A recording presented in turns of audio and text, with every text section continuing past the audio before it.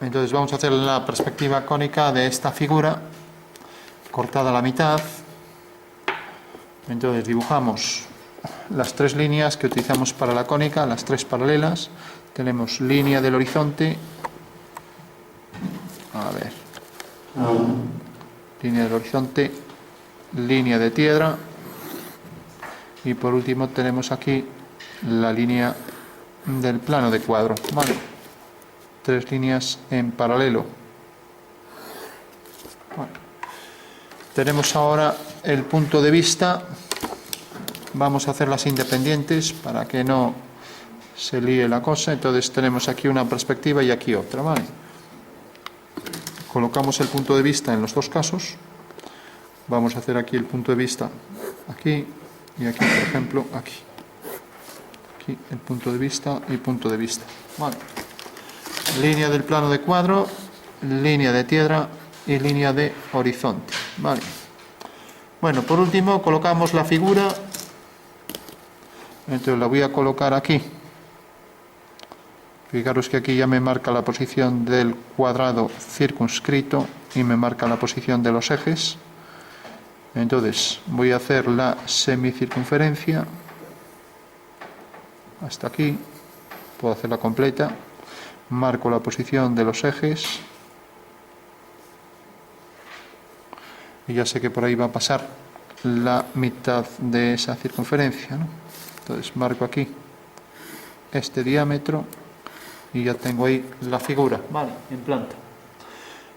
Tengo aquí este punto y bueno, tal y como lo habíais hecho ahí, debo inscribir la figura en un semicuadrado, ¿no? Entonces hago esta línea y de paso ya la subo y será la traza de esta recta. Aquí hago la traza de esta otra recta, ¿vale?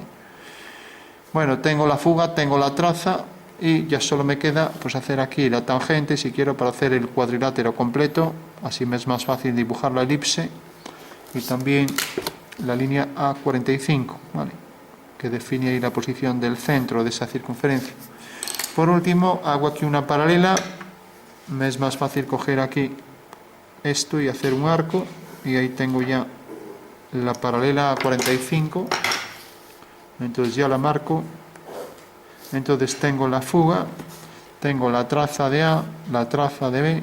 Como sabéis, la traza de A y de B se sube aquí y haciendo una paralela tengo aquí la dirección de esta recta que irá a esta fuga. La fuga la subo a la línea del horizonte. Ahí la tengo, mediante verticales siempre. Y el punto principal lo subo también, ya que es un punto de fuga de estas dos líneas de A y B. El punto principal lo subo a la línea del horizonte. Bueno, entonces ya tengo la perspectiva de A y de B irán hacia este punto. La perspectiva de C, que es esta, irá hacia este punto. Y así me detecta ya aquí este punto, ¿vale?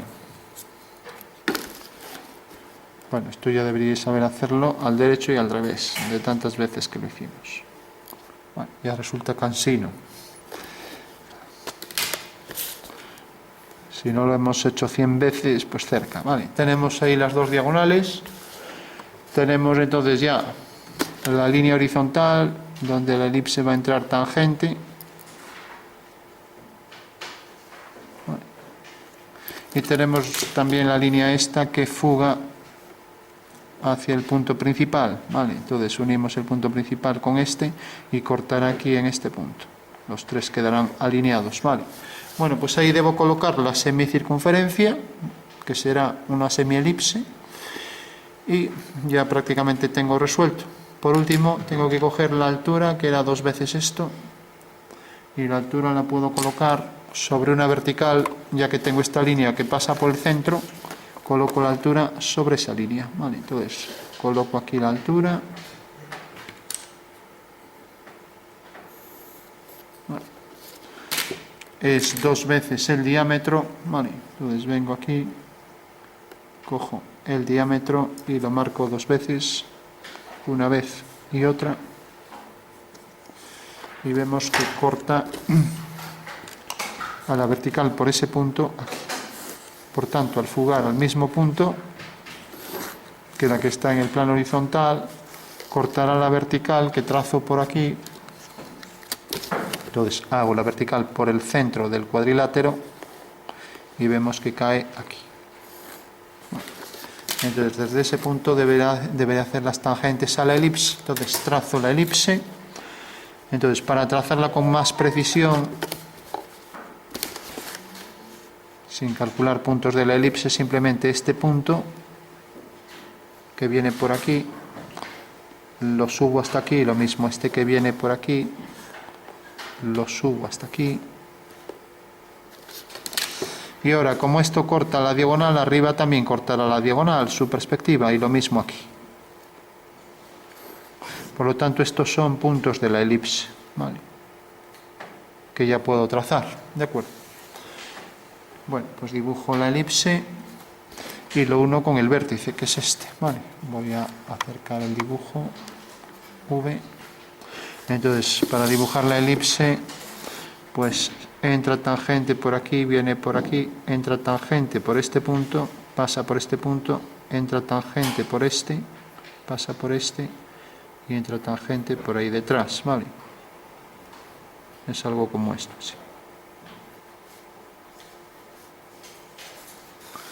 Bueno, hacer una elipse no siempre es fácil, pero aquí tenemos alguna que se le aproxima. A ver.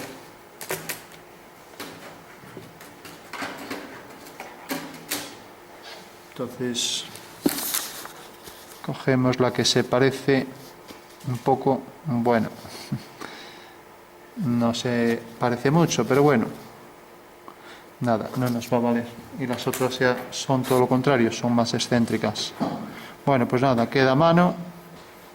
Entonces, fijaros que la curva debe ser tal que respecto a un centro podemos trazar dos ejes de simetría, que son los ejes principales siempre, ¿vale? Entonces recordad que debe ser toda, de manera que cualquier elipse siempre trazamos esos dos ejes que dejan las cuatro partes simétricas, ¿vale? Porque aquí parece que se abomba un poco por aquí detrás, pero bueno, ya digo que tendría que ser igual. Bueno, por último, si hago aquí la tangente, pues como decíamos antes, por un lado tenemos la tangente a la curva elíptica y aquí igual. Luego el arco elíptico que viene por aquí y entra tangente por aquí.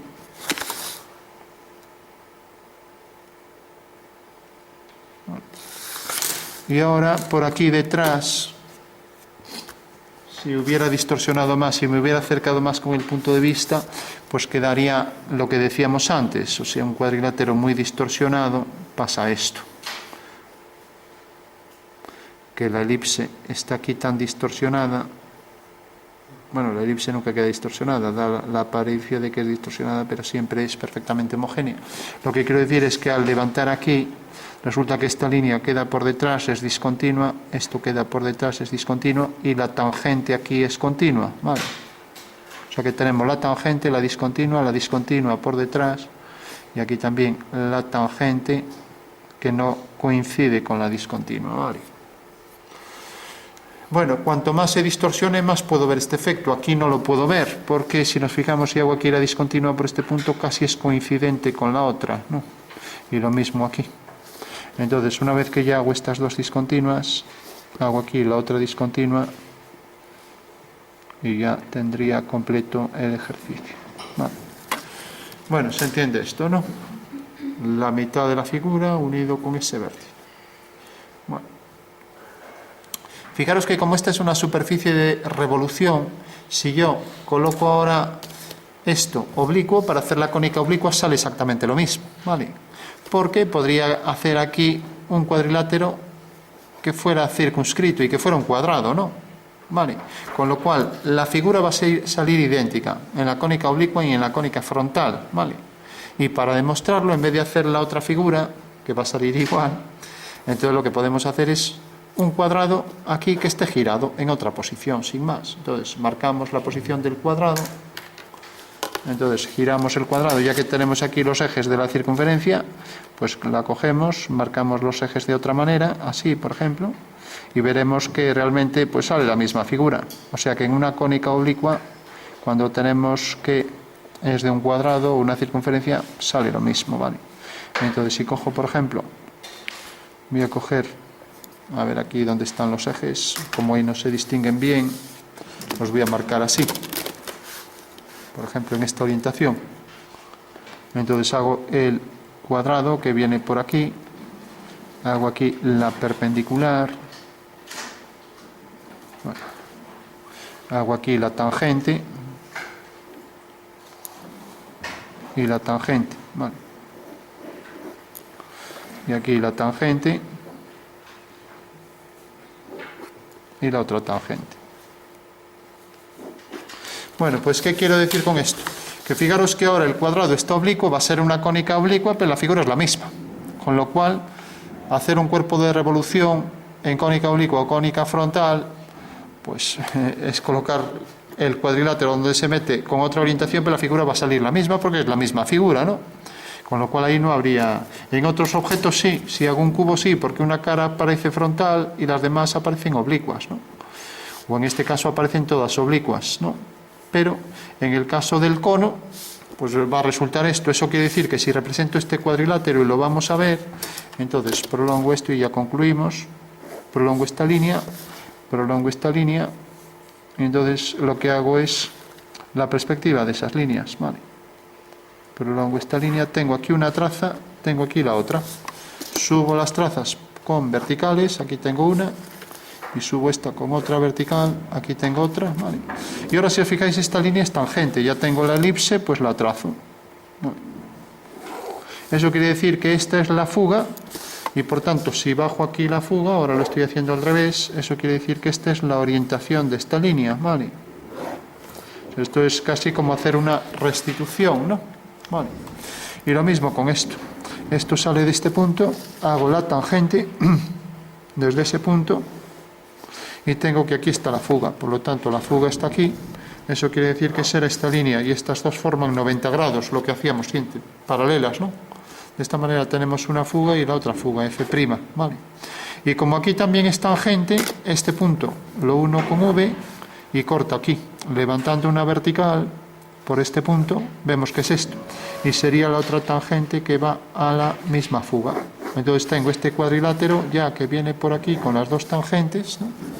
Y tengo esta línea y tengo esta otra. Si nos fijamos aquí, pues también el punto de tangencia es este, lo podría marcar aquí, punto de tangencia.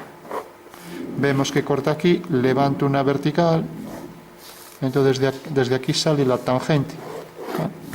Con lo cual se puede verificar que efectivamente aquí está el cuadrado circunscrito, por tanto el cono está en perspectiva cónica oblicua y lógicamente pues es la misma figura y por tanto su perspectiva es idéntica, ¿no? Eso quiere decir que si ahora hiciéramos la cónica oblicua considerando este cuadrilátero, pues el cono sale el mismo, ¿vale? Exactamente igual, ¿vale? Bueno, pues de esta manera ya sacamos una conclusión, y es que efectivamente cualquier superficie de revolución va a ser lo mismo que coge una cónica frontal que una cónica oblicua, ¿vale? Siempre y cuando el cuadrilátero, como en este caso es un cuadrado que está girado, ¿no? Si coloco el cuadrado en otro lado, lógicamente sale una perspectiva distinta, ¿vale?